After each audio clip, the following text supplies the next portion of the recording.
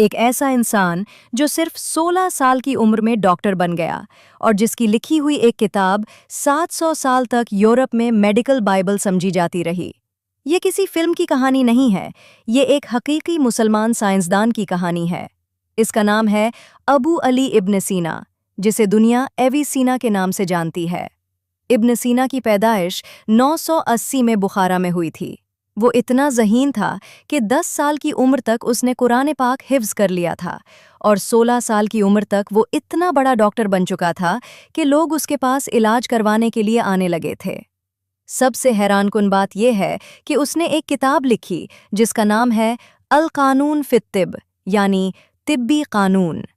ये किताब इतनी ताकतवर थी कि अगले 700 साल तक यूरोप की बड़ी से बड़ी यूनिवर्सिटियों में ये किताब पढ़ाई जाती रही। इटली की यूनिवर्सिटी ऑफ बोलोनिया में भी 16वीं सदी तक ये किताब लाजमी थी। इस किताब में इब्न सीना ने 760 से ज़्यादा अद्वियात और उनके असरात के बारे में तफसील से लिखा। इसने पहली बार ये बताया कि जरासीम इन्फेक्शन फैलाते हैं। इसने कैंसर के इब्तिदाई अलामात को सबसे पहले तफसील से बयान किया। इसने ये भी बताया कि डिप्रेशन एक हकीकी बीमारी है और इसका इलाज भी बताया। इब्न सीना सिर्फ डॉक्टर नहीं थे, वो फ़लसफ़ी, फ़िज़िक्सदान, शायर और केमिस्ट भी थे।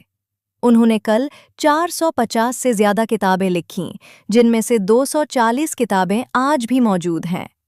एक और दिलचस्प बात यह है कि उन्होंने पहली बार ये साबित किया कि रोशनी की रफ्तार आवाज़ की रफ्तार से ज़्यादा होती है। आज जब हम फ़िज़िक्स पढ़ते हैं तो ये बात आम है, लेकिन 1000 साल पहले किसी ने ये बात सोची भी नहीं थी। दोस्तों, जब यूरोप में लोग ताउन से मर रहे थे और मेडिकल साइंस सिफर की सतह पर थी, तब इब्न सीना जैसे लोग मशरिक़ वुस्ता में हस्पताल बना रहे थे और सर्जरी कर रहे थे।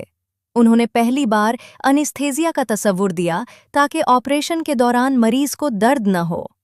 आज जब हम जदीद तिब की बात करते हैं तो हम हिप्पोक्रेटिस और गिलन का नाम लेते हैं, लेकिन हकीकत ये है कि जदीद तिब की बुनियाद इब्न सीना ने रखी थी। तो सवाल ये है, हम अपने ऐसे जीनियस साइंसदानों को क्यों भूल गए हैं और उनकी किताबों को क्यों नज़रअंदाज कर दिया है? क्या वक्त आ गया है कि हम नई नस्ल को इब्न सीना जैसी अजीम शख्सियत के बारे में बताएं? कमेंट में ज़रूर बताओ कि आपको इब्न सीना की सबसे ज़्यादा मुतासिरकुन बात क्या लगी।